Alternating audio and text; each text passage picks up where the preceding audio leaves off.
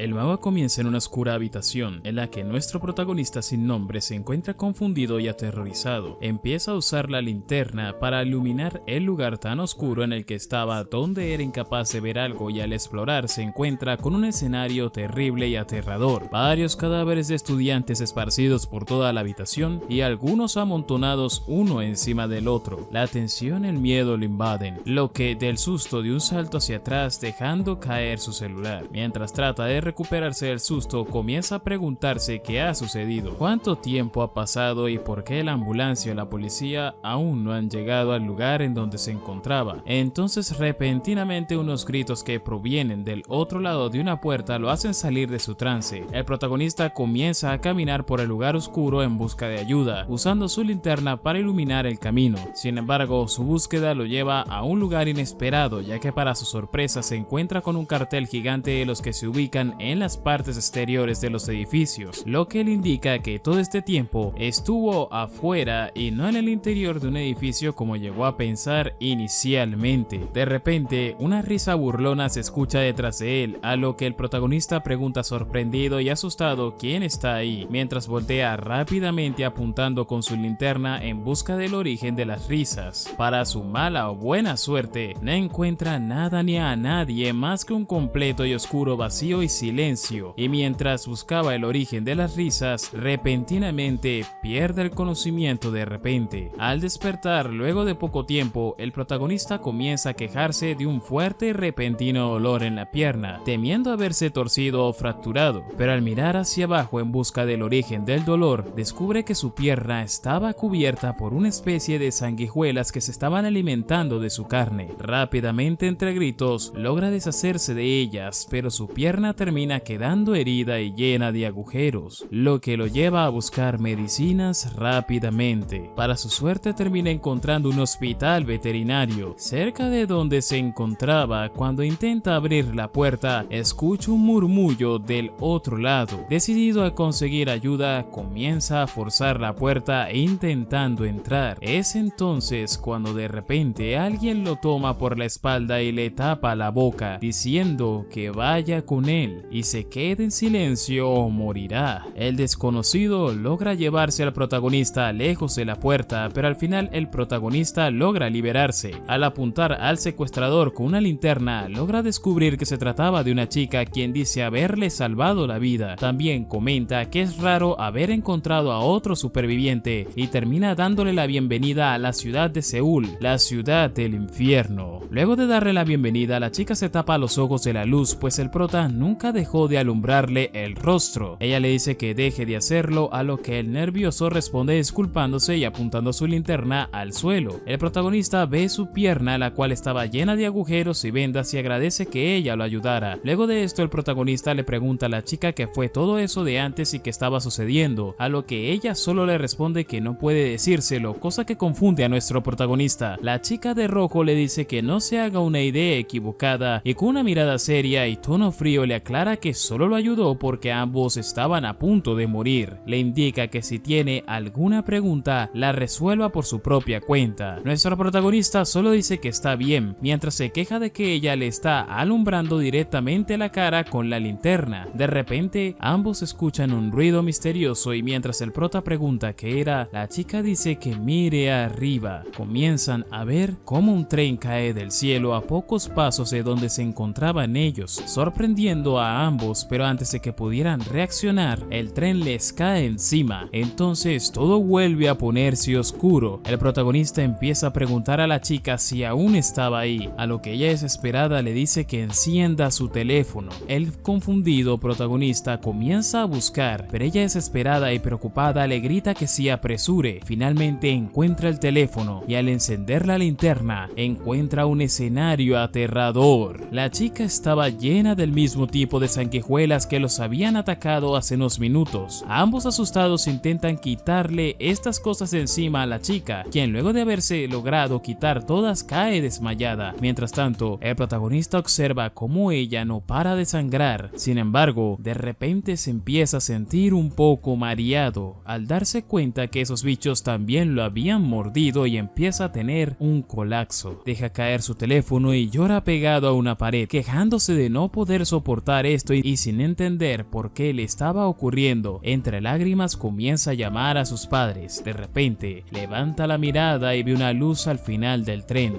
Decidió tomar a la chica en su espalda e ir a comprobar cuál era la fuente de aquella luz. Mientras avanzaba alumbrando con su celular, veía poco a poco los cadáveres de las personas que estaban dentro del tren. Entonces comienza a hablar solo, quejándose de no entender todas las cosas raras que están pasando. Desde la oscuridad de este mundo hasta el tren que cayó del cielo, intenta levantar a la chica para hacerle todas esas preguntas, aunque recuerda que ella le dijo que las resolviera por sí mismo. Entonces empieza a darse cuenta del hambre que tiene, mientras a lo lejos otra persona parecía estar observando desde la oscuridad. Finalmente logró estar frente a frente con la fuente de la luz, solo para darse cuenta de que era la luz del tren. Al salir, pudo ver dos edificios que reconoció, por lo que supuso que estaban cerca de la estación Catnan. Dedujo que aparentemente estaban en guerra, pero al mirar más detenidamente, se dio cuenta de que no podía ver los edificios detrás del otro. Sabía que estaba oscuro, pero aún así se supone que debería ser capaz de ver uno o dos edificios. Decidió ir a ver, esperando poder encontrar algo de comida. Mientras caminaba, revisó su celular y se dio cuenta de que se le estaba acabando la batería. Entonces, se dio cuenta de que sin luz, las sanguijuelas podrían atacarlos de nuevo a ambos cuando ya no hubiera luces. Decidió guardar su celular y conformarse con la luz del tren, esperando que con eso fuera suficiente. Después de unos pasos, notó el cansancio y se detuvo a descansar un momento. En eso, se oyeron unos ruidos de golpe, provenientes de algún lugar. Al voltear, nuestro protagonista vio que se trataba de una persona golpeando la luz del tren. Gritó y le preguntó por qué estaba haciendo eso y le pidió que se detuviera. Esa persona solo sonrió y dio el último golpe a la luz del tren.